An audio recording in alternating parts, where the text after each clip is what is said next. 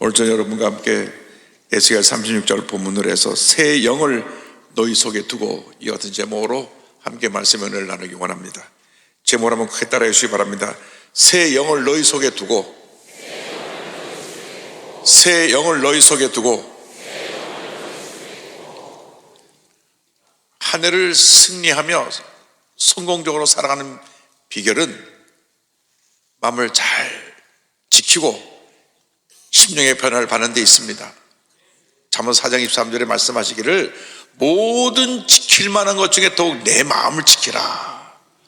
생명의 근원이 이에서 남이라고 말씀하고 있습니다. 이렇게 사회가 혼돈스럽고 어지러울 때 우리 마음을 잘 지켜야 됩니다.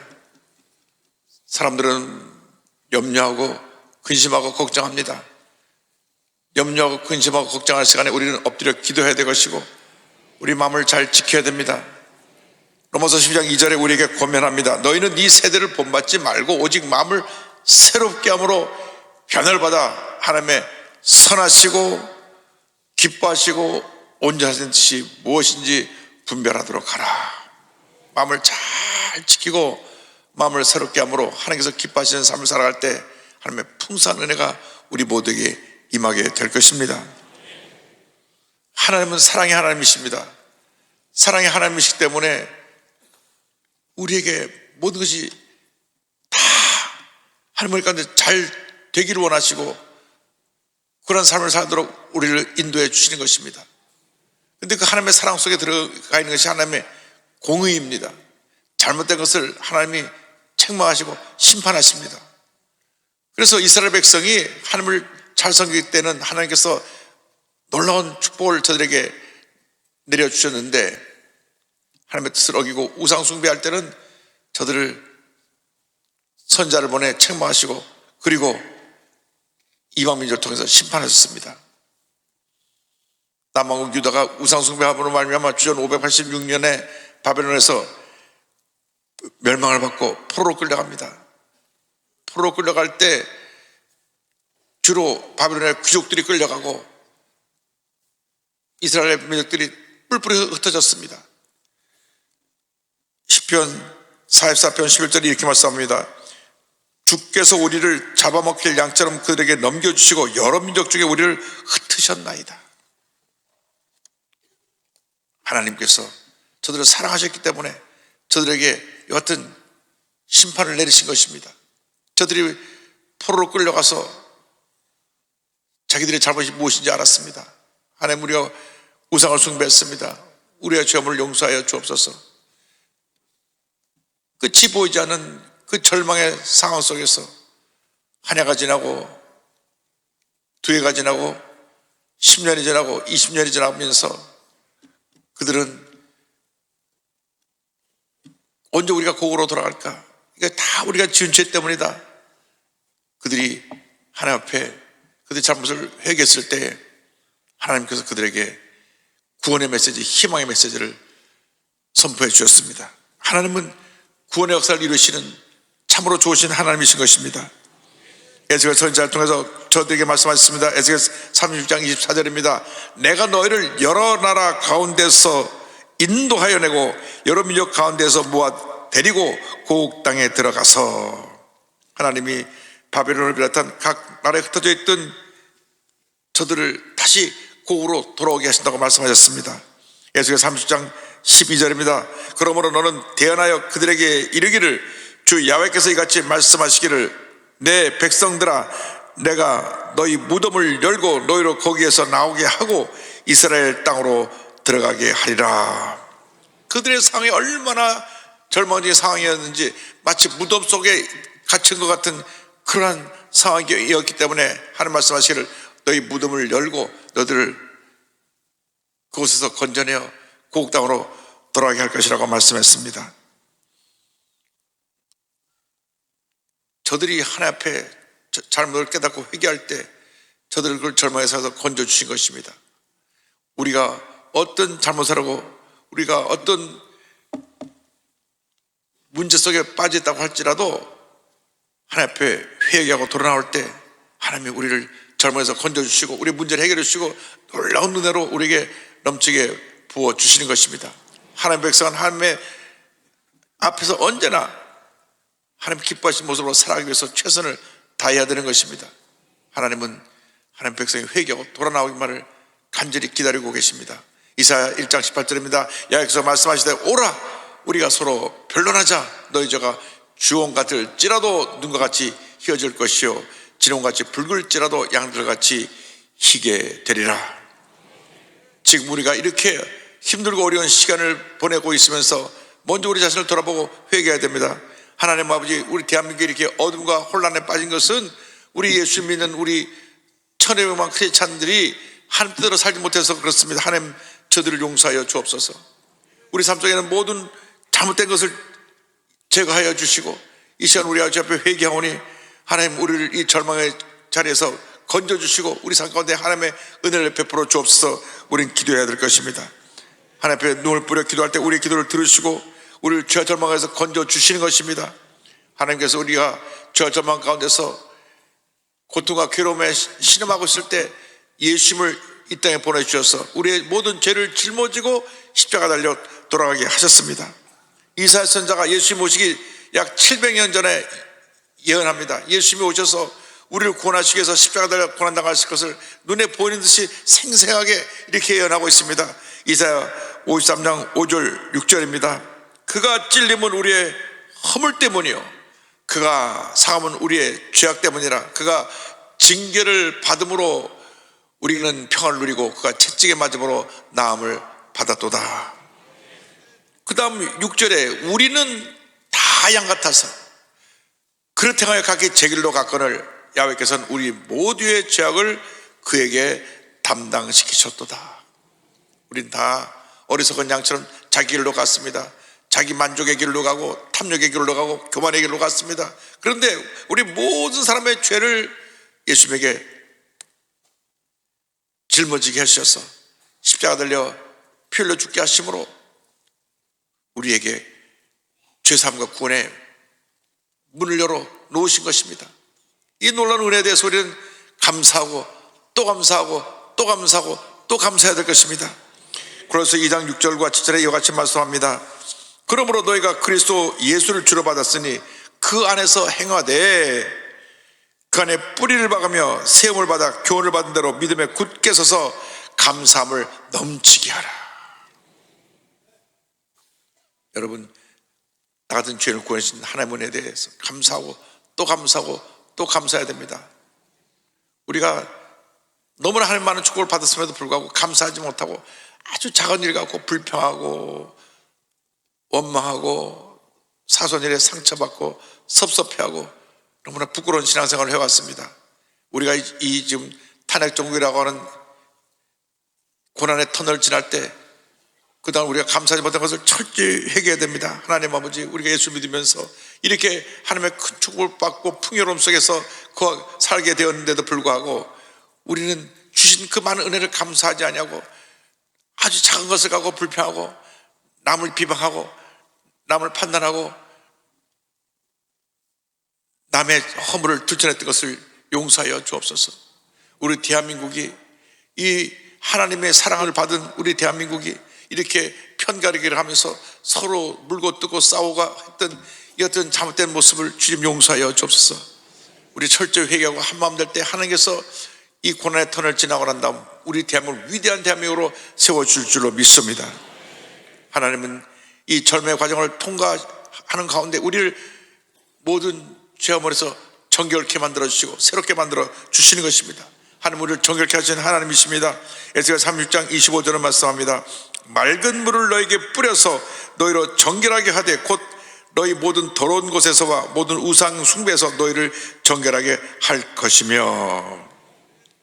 하나님께서 유다 백성을 구원하실 때 모든 더러운 것에서 정결케 하신다 그랬습니다.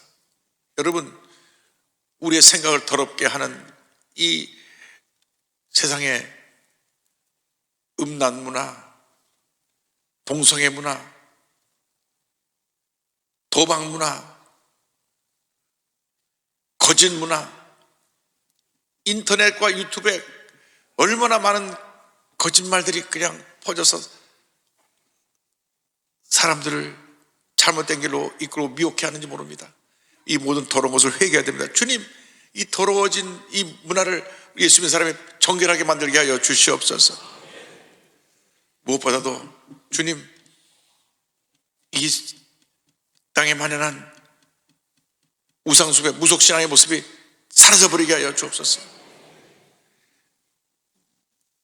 신문마다 보면은 오늘의 운세, 그래서 오늘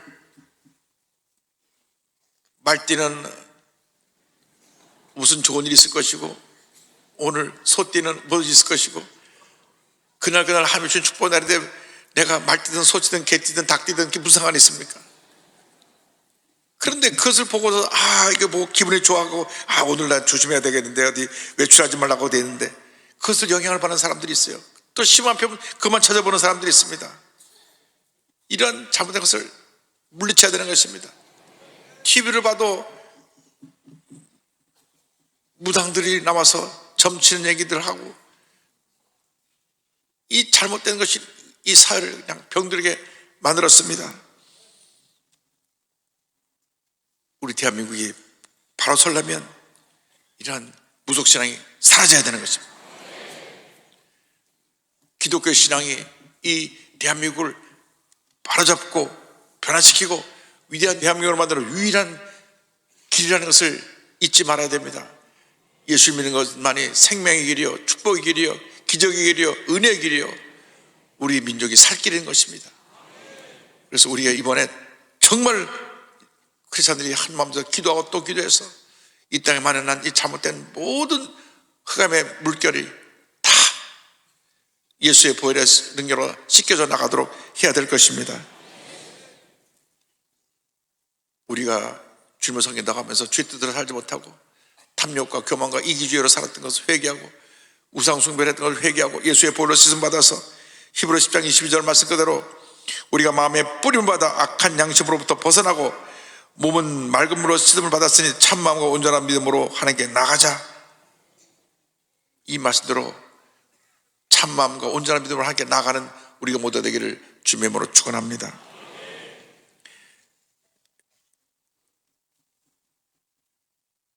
저들이 유다 백성들이 바벨론의 포로로 끌려갔을 때 그들이 결심하고 또 결심하고 또 결심한 것이 있습니다. 우리가 조상 대대로 우상을 섬겨서 미신에 빠져서 이와 같은 고난을 겪게 되었으니 이제 다시는 우상 숭배하지 말자.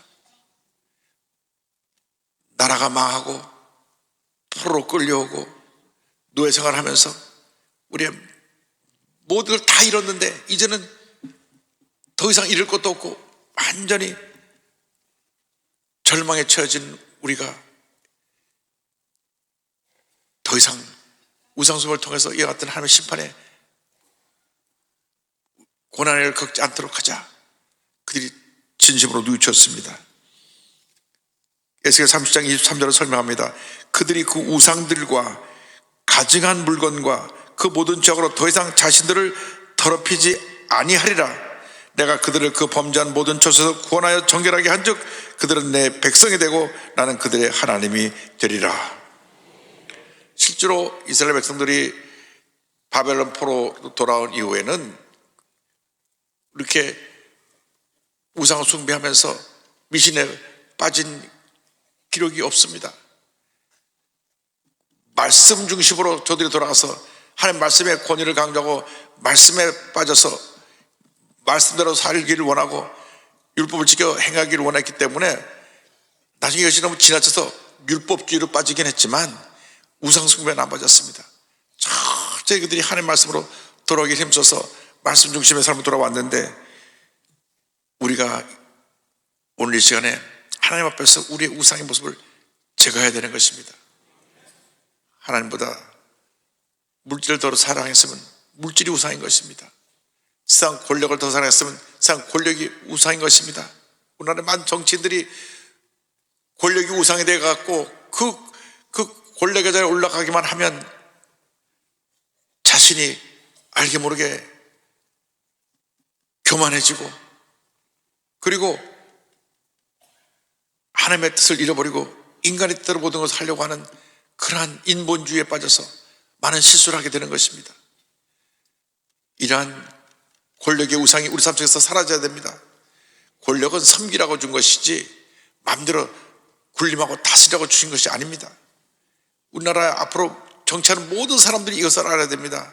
하나님께서 국민을 잘 섬기라고 그 권력을 잠시 맡겨주신 것이라는 것을 알고 권력을 가진 사람이 잘 섬길 때 이 나라가 하나님의 가운데 복받은 나라로 변화되고 굳건하게 서게 될 것입니다.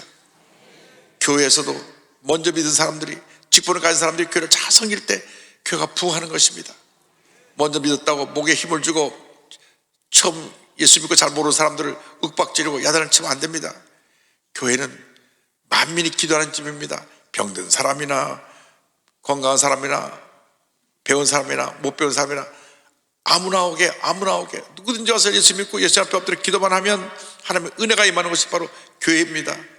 교회에는 빈부 귀천의 차이가 없습니다. 배우고 못 배운 사람의 차이가 없습니다. 권력자나 권력 가진 사람 아는 사람의 차이가 없습니다. 우리는 다 동등한 하나님의 자녀들인 것입니다. 그렇기 때문에 먼저 믿은 사람이 나중 믿은 사람들 잘 사랑으로 섬겨서 믿음으로 잘 성장할 수 있도록 이끌어줘야 되는 것입니다.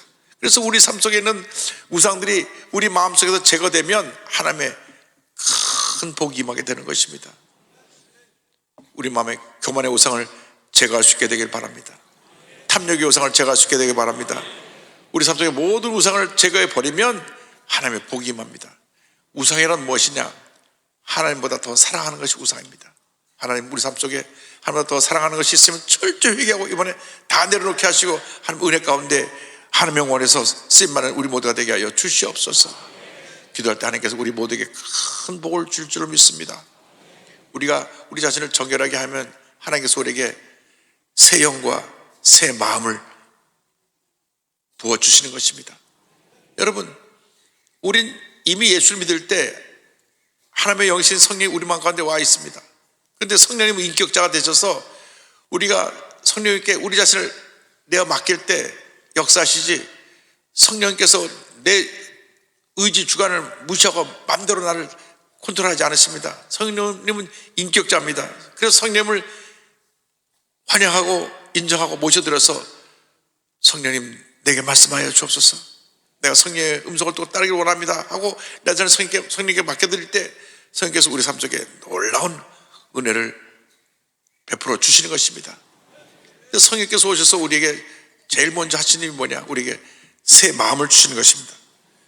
또 새 영을 너희 속에 두고 새 마음을 너희에게 주되 너희 육신에서 굳은 마음을 제거하고 부드러운 마음을 줄 것이며 또 내 영을 너희 속에 두어 너희로 내 규례를 행하게 하리니 너희가 내 규례를 지켜 행할지라. 성령이 임하면 우리의 굳어진 마음을 제거하고 부드러운 마음으로 변화시켜 주신다고 말씀합니다. 에스겔 11장 19절입니다. 내가 그들에게 한 마음을 주고 그 속에 새 영을 주며 그 몸에서 돌 같은 마음을 제거하고 살처럼 부드러운 마음을 주어.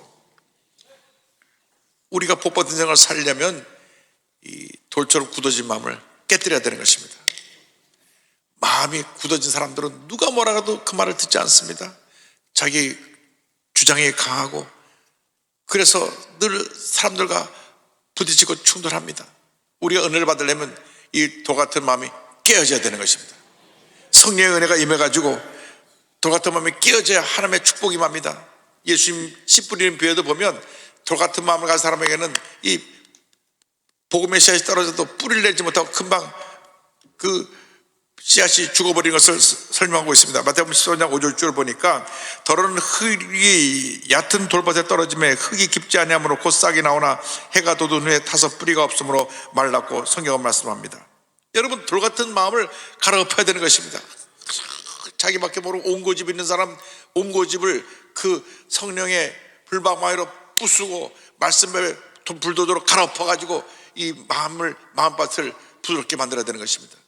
그리고 그 성령의 불방망이로 부서뜨린 것을 성령의 용광로에 집어서 다 태워와서 우리 마음이 온유와 겸손으로 무장한 예수님 닮은 모습으로 바뀌어야 되는 것입니다.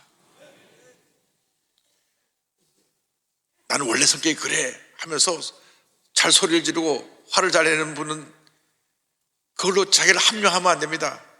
원래 성격에 그런 것을 고치는 것이 교회입니다. 그것이 신앙입니다. 나는 원래 화 잘 냈어. 그리고 화를 내고 나서는 그걸 합리화하고 타당화시키는 건 절대 그것은 바른 길이 아닙니다. 하나님께서 원하시는 것은 예수님을 닮은 모습입니다. 여러분, 여러분의 삶의 일생 동안 가장 중요한 것은 예수님 닮은 모습으로 살아가는 것입니다. 예수님 직접 우리에게 말씀하셨어요. 나는 마음이 온유하고 겸손하니 나의 멍에를 메고 내게 배워라. 그래야만 너희 마음이 힘을 얻으리니. 예수님 말씀하셨어요. 나는 마음이 온유하고 겸손하니 나의 멍에를 메고 내게 배워라. 여러분, 예수님이 이것은 우리에게 명령하신 말씀입니다. 나는 마음이 온유하고 겸손하니 나의 멍에를 메고 내게 배우라. 그 사람은 하나님 앞에서 복받는 사람이 되는 것입니다. 온유하고 겸손한 사람을 당할 사람이 없습니다. 온유와 겸손은 세상을 다 얻게 되는 것입니다. 그러나 강한 성격은 늘 부딪히고 대인관계에 문제가 생기고 스스로 자기 앞을 문제의 밭으로 바꿔놓는 것입니다. 성의 불도저로, 말씀의 불도로 갈아엎어 성의 용원에 집어넣어서 완전히 이 강한 자가 다 녹아 깨어져 살아 없어지고 난 다음 온유와 겸손으로 무정한 옥토 같은 부드러운 마음이 될 때 하나님이 큰 복을 내려 주실 것입니다. 저는 온유와 겸손으로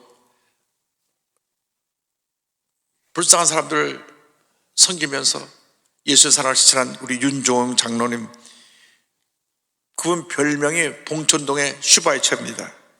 평생 가난하고 소외된 이웃을 사랑으로 섬긴 우리 윤종은 장로님, 의과대학 시험을 보는데 시험 답안지에 시험 답가는 엉뚱하게 이런 답을 써서 교수들을 감동시켰다는 얘기도 있습니다. 노폐물로 가득한 정맥 같은 삶을 버리고 의사가 되어 동맥 같은 삶을 살고 싶다, 이렇게 써놨는데, 그가 의사가 되고 난 다음 1971년 경찰병에서 수련회 생활을 시작으로 나간도, 외도, 간월도, 네파스도, 창고도 등 서해안 일대 낙도들을 돌면서 의료봉사를 합니다. 그것은 그 섬에는 병원도 없고 의사도 없습니다. 그러니까 자기가 그것을 다 일일이 찾아다니면서 한 섬에 보통 10년 이상씩 다니면서, 외도라고 하는 섬은 30년 넘게 그곳에 가서 진료를 했습니다. 어느 날 본인이 신림 보건소를 가던 길에 차가 타이어가 나서 펑크가 나가지고 그 타이어를 가려고 내렸다가 보니까 판잣집 밑에 불쌍한 사람들이 살고 있는 것을 보았습니다. 발이 쑥 나왔는데 이거 시체가 아닌가, 그렇게 비참한 모습으로 살고 있는 것을 보면서 이제 나는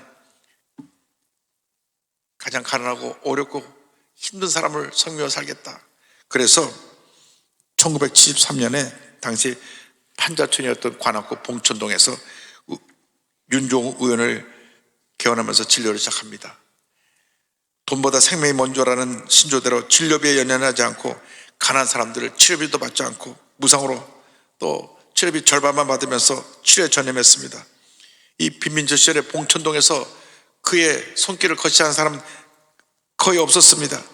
어느 날 새벽 왕진을 갔다 오는 길에 칼을 든 강도 두 사람을 만나는데, 그 강도가 가방을 빼앗아 가지고 한 사람 칼로 들이대고 가방을 뒤쳐본 가운데 강도 한 사람이 얼굴 보더니, 야, 이 사람 내 아들 고쳐준 의사야, 그냥 가자.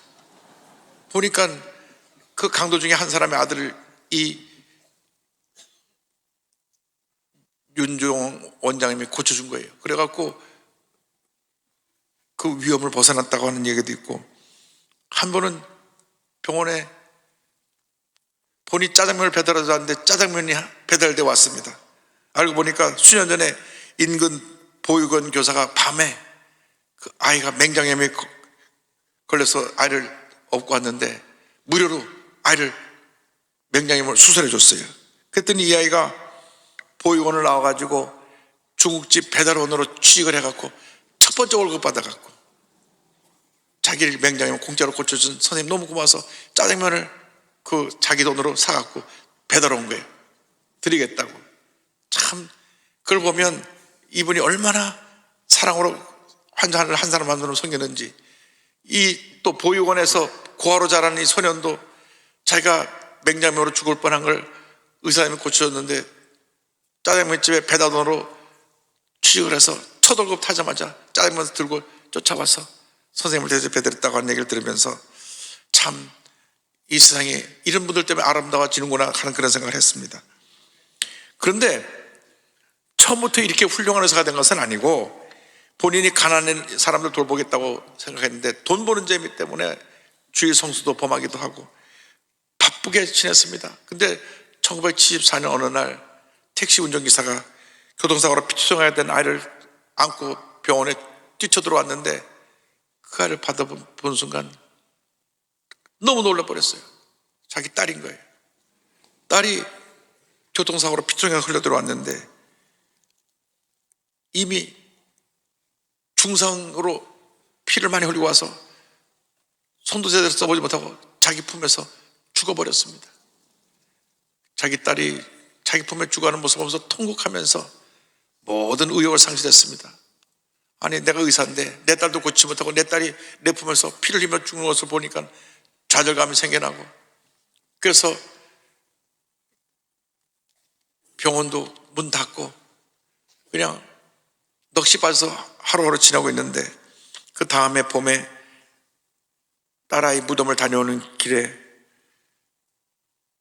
한 할머니가 펄펄 열인 나난 소녀 안고 막 울고 있는 모습을 봐가지고 지나칠 수 없어서 그 아이를 업고 따라오라고 그래서 자기 선배가 운영하는 병원에 가서 이 아이가 지금 열이 나서 위독하니까 치료해달라고 얘기를 합니다. 그래서 그 선배가 그 아이를 잘 치료해줬어요. 치료비 내가 부담할 테니까 잘 치료해달라고. 나중에 이 아이가 건강해져서 찾아왔습니다. 자기 치료비도 내주고 건강해져서 찾아왔는데 보니까 치료받으면서 보니까 이분도 의사 선생님을 알게 됐어요. 왜냐하면 선배님 뭐 후배 이렇게 얘기하면서 하다 보니까 그러니까 그 아이가 묻습니다. 아저씨도 의사야? 그런데 의사 옷을 안 입어? 청진기도 귀에 안 되네. 이 말이 주님이 자기에게 들려주신 음성처럼 들려왔습니다. 그 말을 들으면서 그 아이가 왜 당신 의사라면서 청진기도 하나 되지 않아? 그래서 그래? 하고 청진기를 입고 와서 그 애 심장에다 딱 된 동안에 딱 되니까 쿵닥쿵닥 뛰는데 주님이 자기를 부르시는 음성을 듣습니다. 그래서 오 하나님 작은 자를 돌보지 않고 세상을 따르던 저를 이제야 깨우십니까? 그날 다시 일어나서 비밀로 가득한 봉천동에 병원을 다시 세웁니다. 1994년부터는 관악장학회를 설립해서 학생들을 돕고 보육원 무유촌에서 진료하면서 가난한 사람들을 돌보는데 보육원을 돌보면서 치료해준 아이만 2,000명이 넘습니다. 한평생 아이들을 섬기는 삶을 사는 귀한 우리 이 장로님은 공로인정 받아서 서울시민대상, 국민은장, 동백장, 청년봉사상 등을 시상하게 되었는데 그런 청년봉사상을 수상한 다음 이렇게 말했습니다.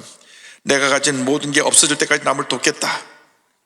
그리고 그의 모교인 고대의료원의 의학발전기금 10억을 쾌척하고 그리고 46년 동안 아이들 돌보다가 2019년 아내가 너무나 몸이 아파서 아내를 돌보기 위해서 본인도 나이가 너무 많이 들고 문을 닫으면서 이런 고백을 했습니다. 사실 그렇게 나누고 봉사한다는 게 쉽지만은 않죠. 없는 사람에게는 3분의 1도 힘든 법이에요. 그래도 내가 말하고 싶은 것은 아무리 힘들어도 일할 중 잎은 어려운 사람을 도우라는 거예요. 힘들 때 나누는 건 신체 일부를 떼어내는 고통일 수 있어요. 하지만 그래도 그렇게 해야 해요. 그래야 세상이 아름다워지는 법이거든요. 여러분 우리의 짧은 주어진 삶 속에 정말 하나님의 영혼에서 귀하게 아름답게 위대하게 쓰임받는 여러분 모두가 되기를 바랍니다. 이 한 장로님의 그 귀한 사랑의 섬김이 봉천동 일대를 변화시켜서 예수의 사랑으로 가득 차게 만들었습니다. 오늘날 이와 같은 사람이 필요합니다. 우리 모두가 그 같은 사람이 되어야 됩니다. 이 나라가 이렇게 힘들고 어려운데 우리 모두가 예수님의 사랑의 화신들이 되어서 온유와 겸손으로 세상 섬겨나가면 이 세상의 모든 문제가 다 아름답게 해결되고 하나님 놀라운 은혜와 축복이 넘쳐나게 될 줄을 믿습니다. 우리 주님께서